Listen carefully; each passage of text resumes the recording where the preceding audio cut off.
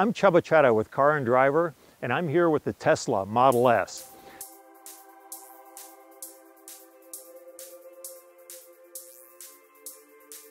It's the second product from Tesla Motors, a company founded in 2003 by a bunch of Silicon Valley brainiacs. Their idea at Tesla was to build a car company of the future, which in their mind meant electric-powered cars. Their first product was the Roadster. Hit the market in 2008. It was basically a very heavily modified Lotus Elise, a small two-seat mid-engine sports car. Had a giant battery pack, a powerful electric motor, and was very quick. But it was basically a toy for Hollywood environmentalists. The Model S, on the other hand, is a mainstream luxury sedan. It's big, it's got 4 doors, it's got plenty of seating inside. It's going to sell for less money, starting at under $50,000. So let's take a look at this car and see how it works. The mechanical layout of the Model S is very different than a conventional car. The 416 horsepower motor in this Model S is basically on the left side of the car, just behind the rear axle. So technically it's a rear engine car, and the battery itself is in a giant tray that's under the floor of the car. It's very heavy, it weighs over 1,300 pounds, so putting it low is a really good thing because it lowers the center of gravity of the Tesla. We measured the center of gravity height of a Model S and it was just over 17 inches. That's about the same height as a Corvette and much lower than any other 4-door sedan. Now that huge battery tray, it's filled with over 7,000 18650 cells. This is what an 18650 cell looks like. And it's the type of cell you see in a laptop. These are all stacked vertically in the Tesla's battery tray. There's also extensive cooling circuitry running through there to make sure that the battery doesn't get too hot or too cold. Using the 10 kilowatt charger, which requires a standard electric dryer circuit, this Model S charges in about 10 hours. With the optional 20 kilowatt charger, that comes down to 5 to 6 hours. On any car, the first thing you notice is the styling. And I think this Model S is absolutely beautiful. It's both sleek and muscular looking. You look at these front and rear fenders and the way they bulge out. We also have giant 21-inch wheels on this model.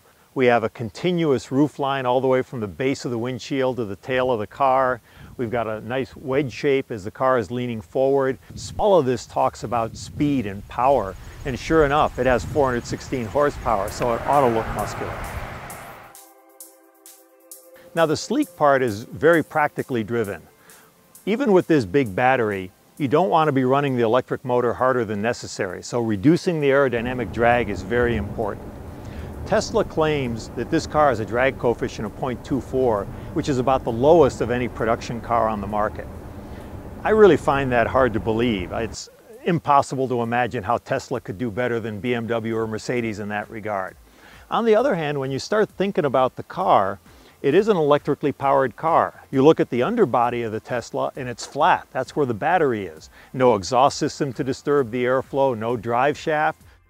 The Model S front end looks conventional at a glance, but when you look at it more closely, you see this upper part. This is opaque plastic. It's not a grille like it would be in a normal car, and that's because it's an electric motor. It doesn't need a radiator. There are some heat exchangers down here for the air conditioner and the power electronics, but it doesn't need nearly as much airflow to cool the car as a regular one does. So they have a certain number of advantages with the electric design that helps them achieve that low drag coefficient.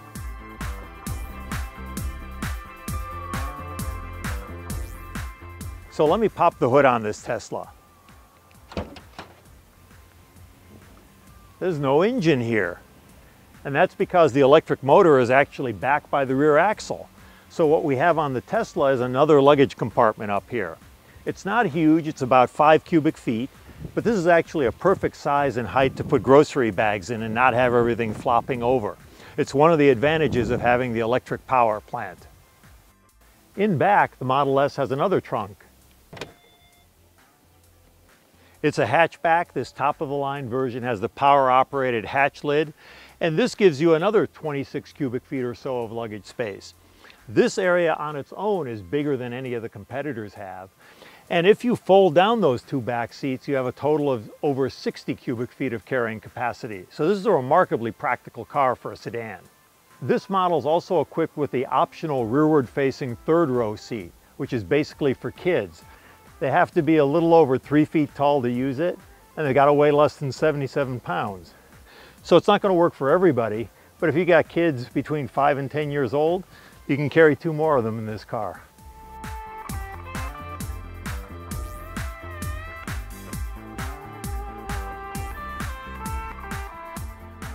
The interior of this Model S is very rich looking in sort of a minimalist Bauhaus way. You look at these door panels, it's hand-stitched leather, different colors top and bottom. That same theme continues through the dashboard. Nice color contrast, nice stitching, beautifully finished. This is really lovely wood. In truth, I don't know if it's real or fake, but it feels real. It's actually got texture to it, and it doesn't have that overly glossy finish like so many woods do. I have no trouble finding a really good driving position in this car. This whole steering column seems to look like it came straight from Mercedes-Benz. The stalks and the controls are pure Mercedes, but Tesla has put its own unique trim on the steering wheel. The seat is very comfortable, but it's not really a sporty seat. It doesn't have a huge amount of lateral support. It does have a few missing options though. A lot of the luxury cars in this segment have an adjustable thigh support. This car doesn't have that. In fact, it doesn't even seem to have a memory seat, which is an unusual omission in a car of this class. But still, I've been very comfortable driving this car for hours at a time.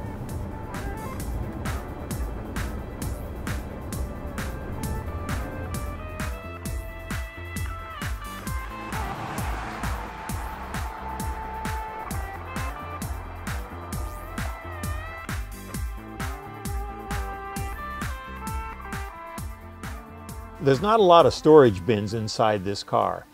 In this central console where most cars would have a nice opening, there's actually some electronics that powers something or other. There is this big bin down on the floor here, there's another piece in here, and Tesla has talked about maybe adding more bins somewhere in here. But as far as a closed bin like most cars have, you won't find it on the Model S. One thing that strikes you when you get inside the Model S is the complete absence of knobs and virtual complete absence of buttons on the dashboard.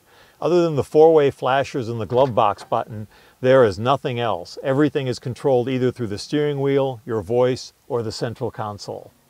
It's actually a 17-inch display, and not only is it big, but it controls an awful lot of aspects of the car. For example, hit controls, and up comes a screen that lets me open and close the sunroof. There's no other switch for doing it. It's purely done on here. This is where I turn on my headlights if I want to turn them on manually instead of leaving them on auto as they naturally are. I can open the charge port, the trunk, the front trunk. All of that can be controlled here. I can also get into my driving mode, and I can change the regenerative braking to a lighter setting. I can change the steering effort between comfort, standard, and sport. That's right through here. We can also get into the Nav Screen, and you see it up here. It looks fairly conventional, except I can hit the corner and go absolutely full screen on it. This is just gigantic. So it's quite a nice nav system. Unfortunately, it's always with the map oriented with north facing up. I can't change the orientation to put the direction I'm driving facing up, which is too bad because with this large screen vertically oriented, that would be very useful because I could really see what's ahead of me. But one advantage of Tesla's computer screen controls is that the nav system's operation can be improved using software updates. Tesla has already told us that the missing memory seats will be added in this way. I can bring up an energy display which basically shows my energy usage for the past 30 miles. I can bring up my rear view camera. I can bring up a web browser actually. And right here we have the Tesla website with the biographies of the executives. But we can change that, and part of the reason we can do it is the car has 3G built in. And of course we've got the media screen that lets me pick from AM, FM, XM, tune-in radio, and Slacker personal radio that are accessible through the internet. It can also pick up music from my smartphone. Across the top band, we always see these options: the media, the nav, the energy, the web, the rear view camera. So you don't have to go into any sub-menu to pick from one to the other. And across the bottom, we always have the climate control screen. I can change my temperature, I can bring up the seat heaters, and this screen can do this because it's such a big screen. And one of the nice things is, because the screen is so big, these buttons are pretty big, so it's pretty easy to press them, and you don't have to search as much as you do on a lot of other cars.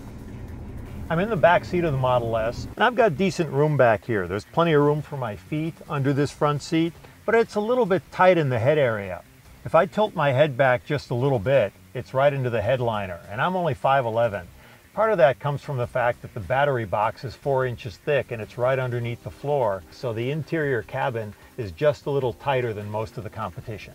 Otherwise, it's a beautifully finished interior, but there's a couple things missing, like there's no fold-down armrest in the back here, which is something you see on a lot of the competitive cars, and pretty convenient if you only have 2 people in the back seat.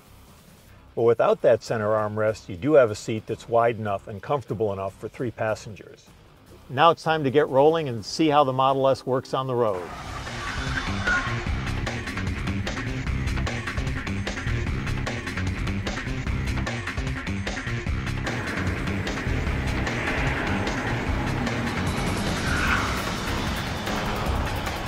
The main instrument cluster right in front of me here is just another computer screen. It's one big dial, and on the left is the speedometer, and the right is the power meter that not only shows me how much power I'm applying from the electric motor, but when I take my foot off the gas, it shows me how much regen I'm getting. In a regular car, when you step on the brakes, you just turn the energy of motion of the car, the kinetic energy, into heat, and it's wasted. On an electric car, that kinetic energy is captured and goes right back into the battery, and that's what we call regenerative braking. On the Tesla, the engine power and the regenerative braking are both controlled by the accelerator pedal. So when you completely release the accelerator, you get full regenerative braking. And the beauty of that is that in traffic, once you learn how this works, which doesn't take very long, you can actually drive with your right foot alone. You only move your foot to the brake pedal if you really need to stop hard, or sometimes when you're coming to a complete stop. The Tesla only has a 1-speed gearbox. There is no gear shifting whatsoever, and that's for 2 reasons. Number one, the electric motor makes its maximum torque at 0 RPM, so you don't really need a low gear to get going. And number 2, its red line is 15,000 RPM, so you can go all the way from a dead stop up to the top speed of 134 miles an hour without having to change gears. Now we're driving along on a country road at about 55 miles per hour. It's a very quiet cabin. There's absolutely no motor noise or gear whine that we're hearing, and it's pretty quiet. I would say it could even be a little bit better than it is, but it's very quiet right now. One of the most wonderful things about this car is the immediate response to the accelerator. I step on the gas and we just surge forward instantly. In a regular car, there's always some lag. The engine has to suck in more air. The torque converter has to unlock. The transmission needs to downshift. Maybe the turbos need to spool up. None of that stuff happens on the Model S. Now the car is pretty fast too. It goes 0 to 60 in 4.6 seconds, does the quarter mile in 13.3. I step on the accelerator and the car just leaps forward immediately. It's a fantastic feeling, and only an electric car can deliver that sensation.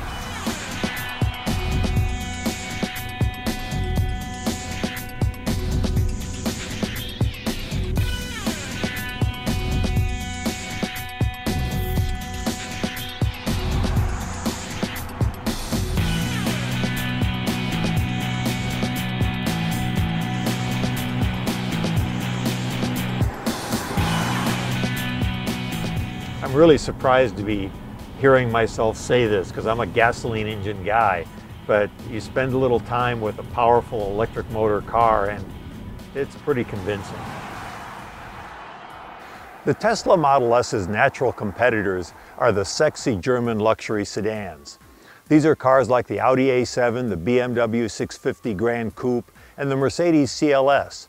They sort of match the sleek lines of the Tesla. They're about the same size, and they've got V8 engines that deliver about the same power. Now this car stacks up pretty closely with those things. It has about the same size interior, maybe a little bit bigger in the front seat, a little smaller in the back seat. It has way more luggage room than any of those cars do, and it's got very similar performance.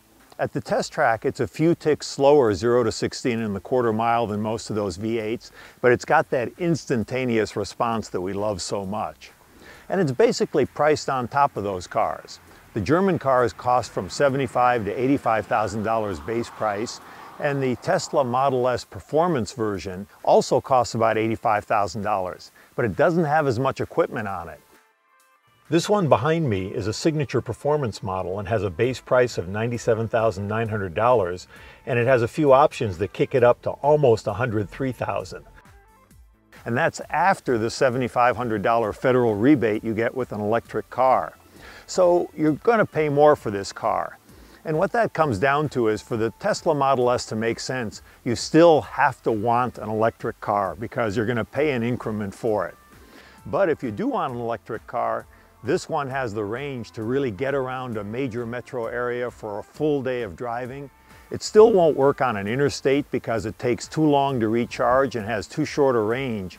But for real city use, this car will get the job done. And it's the first electric car I would consider owning. I'm Csaba Csere with Car and Driver. See you next time.